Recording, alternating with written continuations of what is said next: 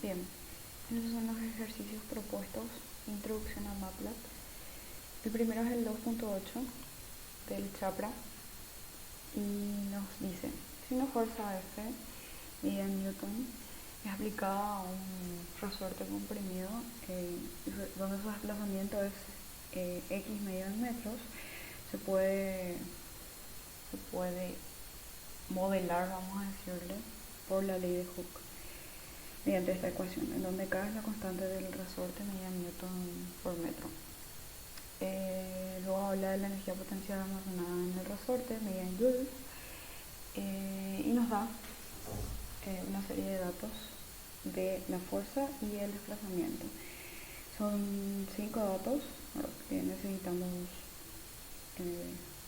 utilizar para medir en cada uno de los casos la constante K. Entonces nos dice que usemos MATLAB para almacenar F y X, ¿verdad?, como vectores, y luego vamos a decirle que mostrar las constantes K y las energías potenciales. Luego nos pide que usemos la función max para determinar la máxima energía potencial. Bueno, entonces generalmente siempre se comienza poniendo CLC y clear para evitar cualquier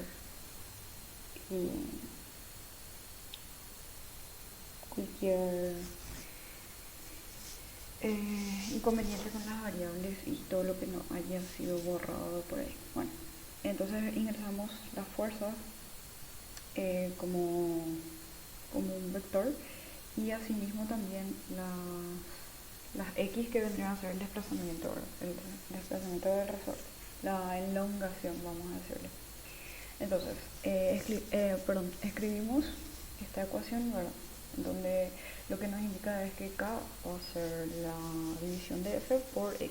¿Por qué se pone el punto? El punto se pone porque hay que tener en cuenta que como son vectores, la división que nosotros queremos hacer es elemento a elemento. Si es que no se pone ese punto, no nos va a salir el ejercicio, no va a salir. Voy a no ponerle el punto, por ejemplo. Vamos a correr y nos va a salir solo una respuesta de K. No nos va a salir todo lo que estábamos acá, perdón. Solamente una respuesta de K porque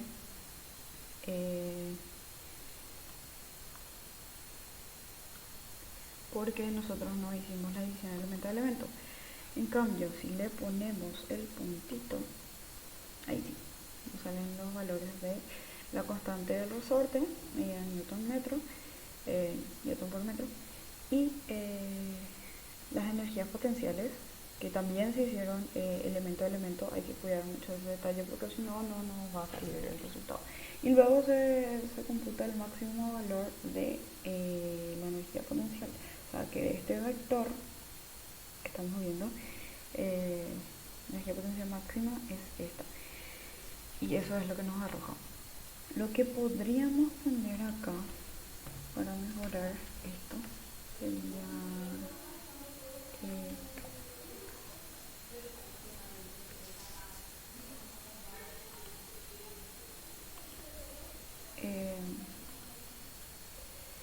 podríamos poner la energía máxima es la energía potencial máxima es y mostrar la U, pero voy a dejar así.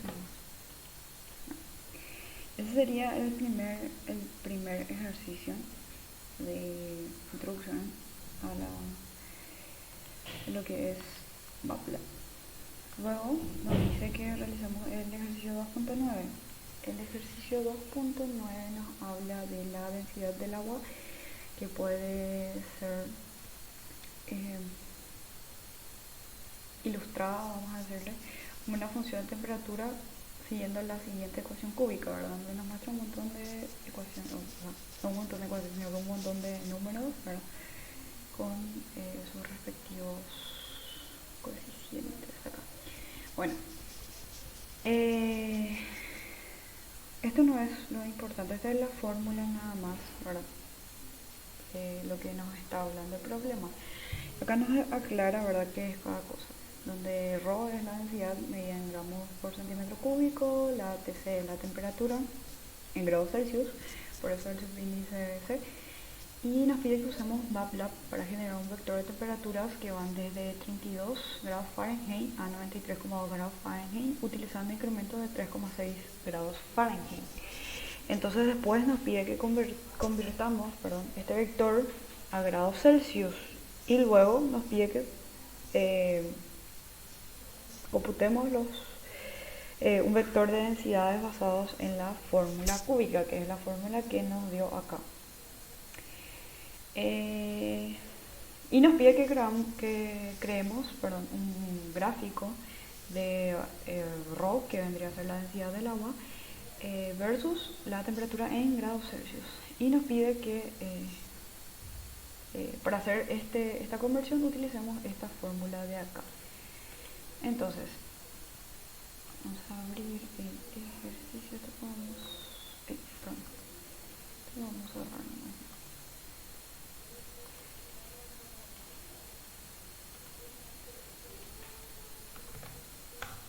Bueno, siempre se les dé clear antes de empezar cualquier script que no sea un script de funciones. Entonces, lo que tenemos acá es el vector de temperaturas en grados Fahrenheit de 32 a 93,2 con un incremento de 3,6. Es mucho más fácil cargar así que cargar individualmente. Vamos a decirle todos los números, haciendo nosotros manualmente el incremento. Entonces, para evitarnos esa tarea, ¿verdad?, ponemos el valor inicial, el valor final, y entre eso, separados entre dos puntos, el incremento. Después, la temperatura en grados Celsius va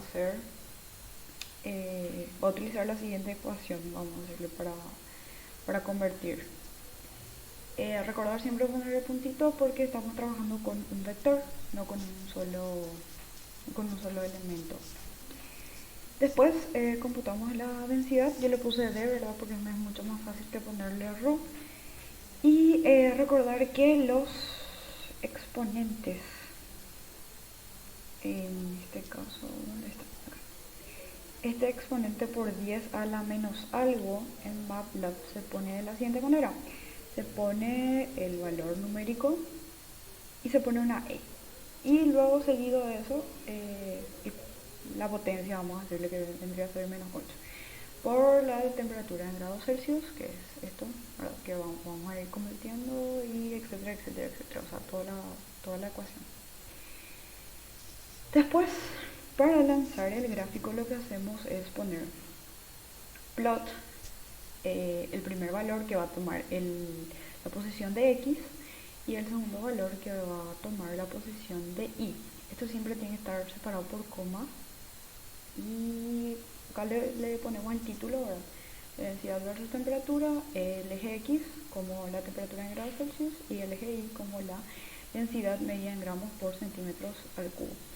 Grid solamente funciona para ponerle rejillas, vamos a decirle, a nuestro gráfico. Entonces corremos esto y acá me aparece todo, vamos a decirle, todas las ecuaciones y eso que se hizo, porque yo no le puse los dos puntos. O sea, esta cosita en amarillito que me está señalando acá y acá, lo único que me sugiere es que yo le ponga un punto y una coma para que no se muestre esto justamente en la pantalla. O sea, si nosotros le ponemos punto y coma a todo esto, ya desaparece esa indicación y lo único que vamos a tener va a ser el command window en blanco y nuestro gráfico, que es lo que nos estaba pidiendo. Entonces acá podemos ver que dice densidad versus temperatura, el eje está dado por la densidad que viene a ser la gravedad, la densidad que viene a ser gramos por centímetros al cubo, y la temperatura que está medida en grados Celsius.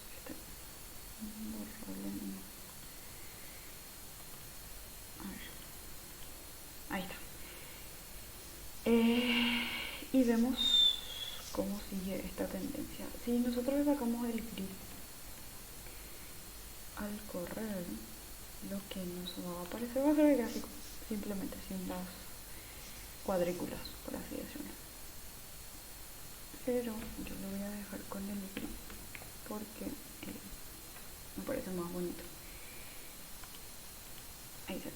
Después se pueden hacer otras modificaciones a los colores, etcétera, etcétera. Se puede poner acá una leyenda que me indica o la ecuación o el nombre de la ecuación, o se puede hacer que esta línea que estamos viendo sea un poco más gruesa para que sea más visible. En todo caso se puede cambiar el color, se puede cambiar también para que sea una línea punteada, etcétera, etcétera. Pero eso no, como no nos pide el ejercicio, entonces no es necesario que se haga. Ahora, bueno, eso sería para el ejercicio 2.9. Ahora vamos a ver el siguiente ejercicio. Nos dice el 2.10. El 2.10. Acá nos muestra la ecuación de Manning, que es utilizada para computar la velocidad del agua en una tubería, en un canal rectangular abierto. Entonces vemos una ecuación ahí todo bien rara. Y nos dice, ¿verdad? Después que la U es la velocidad medida en metros por segundo, S sería la... Ay, no me recuerdo qué era. Algo del canal. No recuerdo que era slop. Bueno. Luego N es el coeficiente de rugosidad. Y después tenemos V, que vendría a ser el grosor,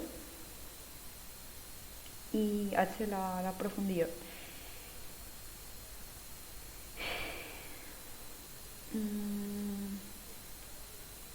Ya, el canal, la pendiente del canal. Bueno, después nos dice, ¿verdad?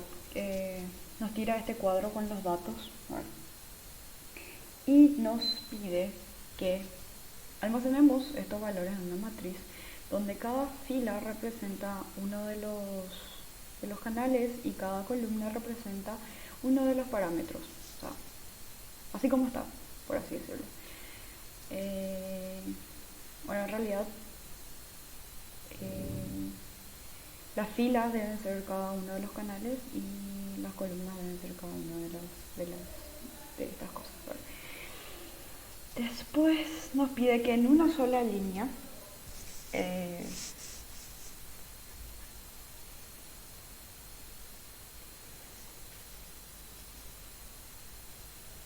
que en una sola línea evaluemos esto, ¿verdad? Que nos está diciendo acá.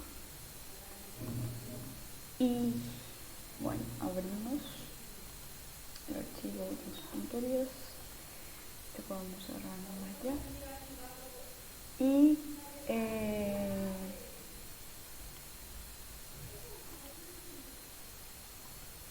bueno, entonces esta es la matriz. Cargamos los datos, que vendría a ser los que nos propone acá el texto. Entonces estamos viendo que cargamos así mismo como está, no, así mismo como nos da este texto. Bueno, acá yo lo único que hice es especificar en los comentarios que es N, que es S, que es B y H. Bueno, entonces haciendo el cálculo, según la ecuación de Manning, que es la que nos da acá, recordar que todos, o sea, es una matriz la que estamos utilizando, y para extraer los valores utilizamos los dos puntos, ¿verdad? Y la coma para indicar. Sería fila y esto sería columna. Sería extraer toda la fila, pero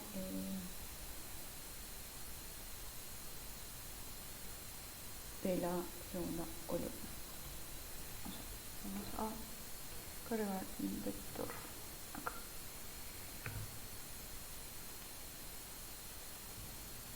Bueno, acá tenemos un ejemplo en el libro donde nos habla cómo usar el operador con dos puntos, ¿verdad?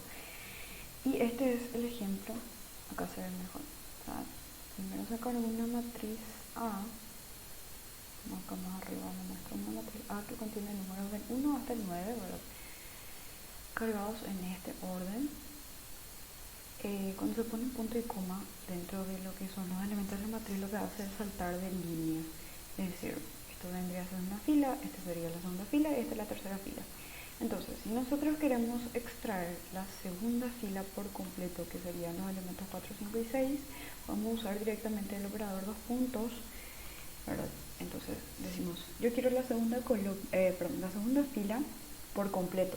Entonces los dos puntos indica que vamos a extraer por completo esa, en este caso, columna.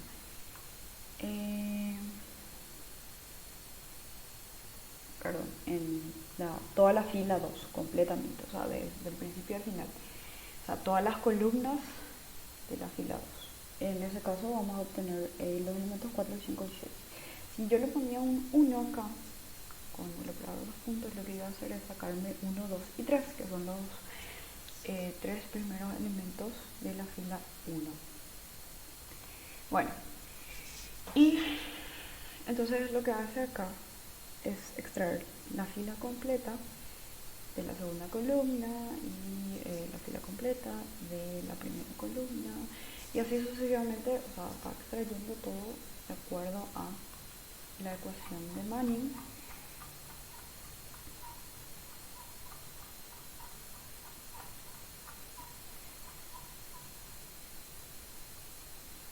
Que está acá y en una sola línea, porque eso es lo que nos pide el ejercicio, en una sola línea, siempre utilizando el punto y los operadores necesarios, el punto acá antes de la división también, porque porque es una matriz y se tiene que hacer elemento a elemento.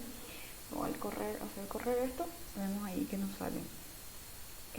Bueno, esta es la matriz, nos imprimió la matriz porque yo no le puse el punto y la coma acá, y luego nos imprimió los valores de U para cada caso. Estos valores de U se miden en metros por segundo. Bueno, eso sería el ejercicio 2.10.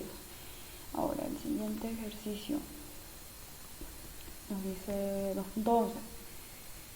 El 2.11 el chapra y nos habla de esto. Bueno, nos da el tiempo en minutos y la concentración en ppm. Nos da una función y nos pide que creemos un gráfico en donde mostremos para el primer caso, ¿verdad? Utilizando diamantes, por así decirlo, o rombos sería, rojos, y para el otro caso líneas entrecortadas verdes, y que dibujemos la función para t igual a 0 a 70 minutos, o sea, el tiempo. Y lo que hacemos entonces es, vamos a abrir el archivo 2.11. 2.11 es este de acá. Bueno, nos dice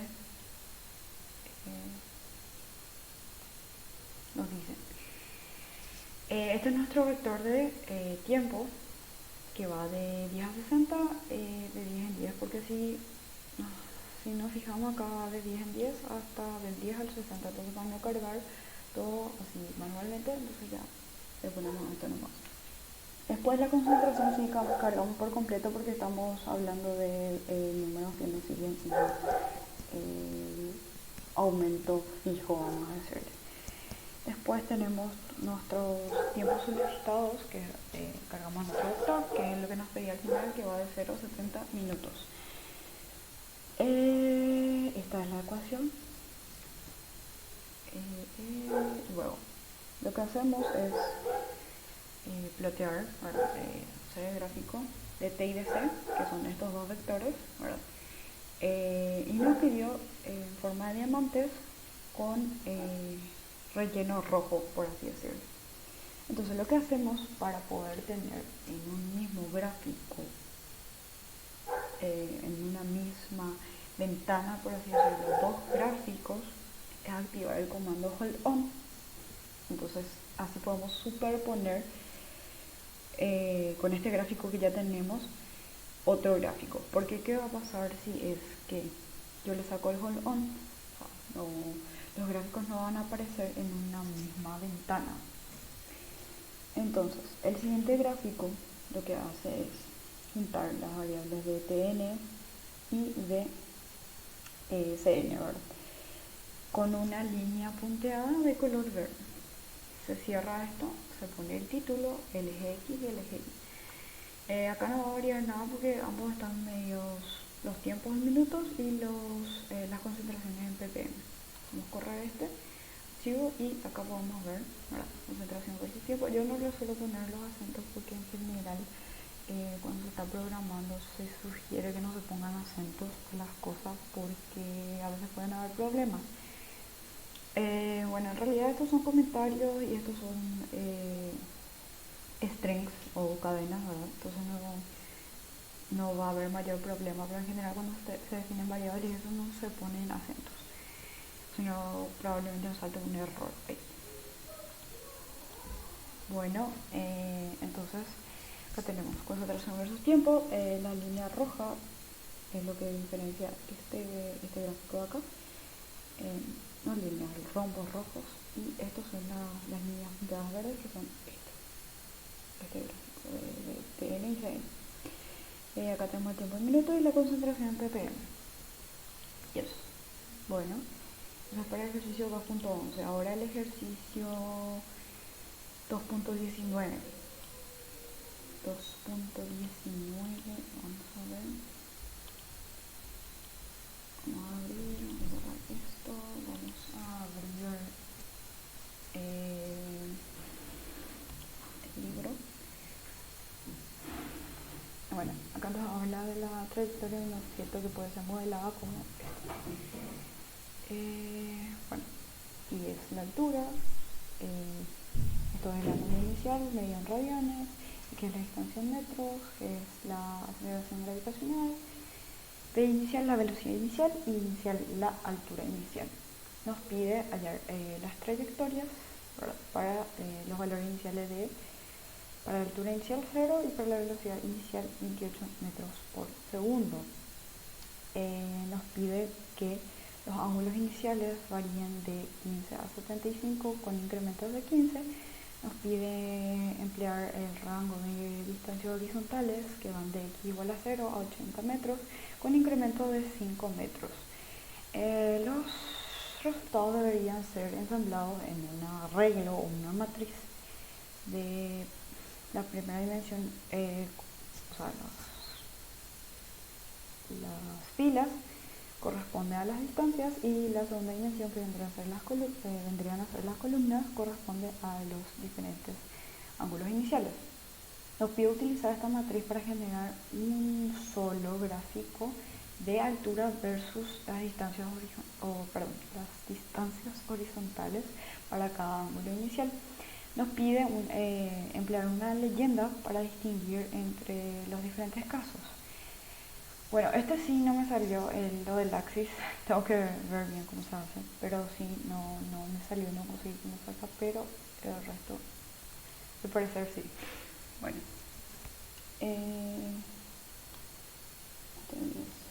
entonces, tenemos nuestra altura inicial que es 0, nuestra velocidad inicial que es 28, la aceleración de gravedad 9,81, nuestro primer vector, que va a ser el ángulo, de 15 a 75 con incremento de 15, esto tiene que estar medido en radianes, la x que va de 0 a 80 y con incremento de 5. Ahora, estas matrices, por así decirlo, en realidad vectores, estos vectores no tienen las mismas dimensiones. Entonces, para que de alguna manera, en realidad yo no llegué a entender en la totalidad de cómo lo hace, pero sí se utiliza el comando mesh grid y lo que se hace es asignar. Esto va a ser van a ser las nuevas los nuevos arreglos, por así decirlo, y esto va a ser la función que nos va a arreglar los vectores que tenemos acá. Como nos decía que X tenía que ser la fila, entonces ponemos primero X y luego la A. Bueno, esta es la fórmula, ¿verdad? Que nos dio ahí el libro, esta. Solamente que todo con los respectivos puntitos que se quieren obtener porque son vectores. Bueno, hacemos el gráfico de X, y lo que hace esto es agregar la leyenda para el ángulo. Esto lo que indica es que va a tener 4 decimales.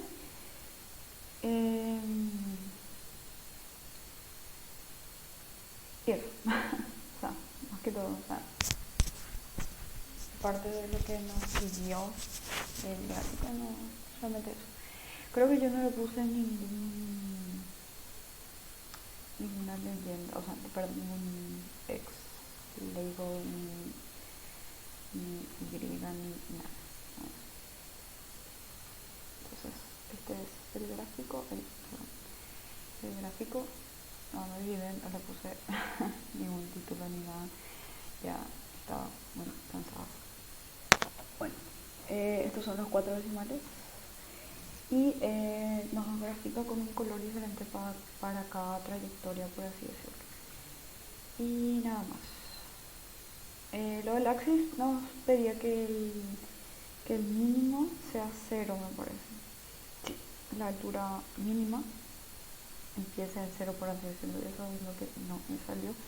Bueno, y en realidad me faltó ponerle que es esto, pero bueno, ya está. Ya envié el trabajo, así que luego este era el 2.19, ahora el 2.20, que es la última parte de los ejercicios de introducción, y nos da esto ahora. La dependencia de la temperatura de las reacciones químicas puede ser computada por la ecuación de Arrhenius, y nos dice que K es la velocidad de reacción, A es el factor preexponencial, perdón, la energía de activación, R la constante de los gases, y nos da todo en que se mide, nos da ya esto, ¿verdad? En qué quiere que digamos la constante de los gases. T sub A es la temperatura absoluta, y en Kelvin. Bueno, nos da el valor de energía de activación, que es 1 por 10 a la quinta joule por mol, y la A, que es 7 por 10 a la 16. Nos pide que utilicemos MATLAB para generar valores de velocidad de reacción para la temperatura que va de 2.53 a 3.25. Cuando no nos dice nada es porque, bueno, tenemos que asumir que el paso es de 1, o sea, 2.53, 2.54 hasta 3.25. Si quiere que vaya con un cierto paso de 10 en 10, nos tiene que decir con incrementos de 10. Nos pide que usemos subplot para generar otro gráfico, por así decirlo. Un gráfico A que va a ser la constante versus la temperatura en Kelvin, ¿verdad? En líneas verdes, y un gráfico donde nos pide que la K esté en logaritmo decimal en líneas rojas, versus 1 sobre la temperatura absoluta, ¿verdad? Y nos pide que empleemos esta función para crear B. Bueno, nos pide incluir los ejes y el título para ambos, y nos pide interpretar el resultado. Entonces, vamos a sacar el 2.19 y vamos a introducir el 2.20. Bueno, este es un poquito más largo. Bueno, acá usamos las constantes que nos dio, o los valores que ya nos dio, ¿verdad? Los datos que ya nos dio. Este es nuestro vector en temperatura, vector temperatura medido en Kelvin, por eso le pongo TK, para que sea más fácil de recordarse, que va de 253 a 325. En realidad acá me está marcando un errorcito o una cuestión, ¿verdad? Porque esto puede estar entre paréntesis, no hace falta que esté entre corchetes. Acá luego dice. Bueno, esta es la fórmula, ¿verdad? Que nos dio una fórmula acá. Esa fórmula es la que yo escribí acá. No olvidarse del puntito. Lo que hace su plot es, yo lo puse acá en los comentarios, porque me costó bastante entender qué es lo que hacía, ¿verdad? Pero lo que hace es, tiene 3 parámetros, ¿verdad? Su plot lo que hace es,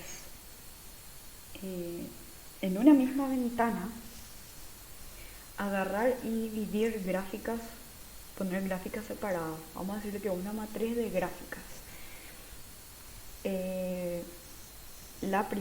El primer componente, que es el 1, va a indicar la fila, el segundo va a indicar la cantidad de columnas y el tercer parámetro va a indicar a qué posición estamos yendo. Es decir, en este caso, fila 1, columna 1. Entonces, empezamos a hacer el primer gráfico, que es plot, la temperatura en Kelvin, que va a estar en X, la constante K, ¿verdad? Que va a estar en Y, y esto va a estar en verde. Le ponemos el título, los títulos de los ejes, y hacemos el siguiente gráfico, subplot de fila 1, columna 2, o sea, esto va a ser lo mismo para los n gráficos que querramos, ¿verdad? Ponerle, ¿verdad? Lo que va a variar va a ser esto. Este indica la posición del gráfico. Este va a estar en la posición 1, este va a estar en la posición 2, que vendría a ser fila 1, columna 2. Y Semilogy lo que hace es esto, ¿verdad? El gráfico de la constante K en logaritmo decimal. La K en qué posición está en la Y, por eso es semilog Y. Bueno, acá se muestra esto. Recordar que esto tiene que ser 1 puntito barra temperatura en Kelvin, porque la temperatura en Kelvin es un vector, y en rojo se pone el título, los títulos de los ejes, y le damos a correr para ver qué pasa. Esto es lo que hace. Esto es, imaginemos que esta ventana es una matriz, ¿verdad? Entonces, ¿qué pasa? Nuestra matriz tiene una sola fila y tiene 2 columnas. Y esas son las columnas que ocupan este gráfico. Este gráfico está en la primera y única fila y primera columna. Este gráfico está en la primera y única fila y la segunda columna. Entonces, por eso es que se le ponen estas posiciones. Yo le indiqué como A este, en donde la velocidad de reacción está medido en segundos a la menos 1 y la temperatura en Kelvin. Y esto es el gráfico de logaritmo decimal de acá y 1 sobre la temperatura, que vendría a ser 1 sobre Kelvin. Entonces yo el análisis que le hice, que le hice es que se puede observar en este gráfico, tiene, bueno, en realidad no es parabólica, acá ya hice mal.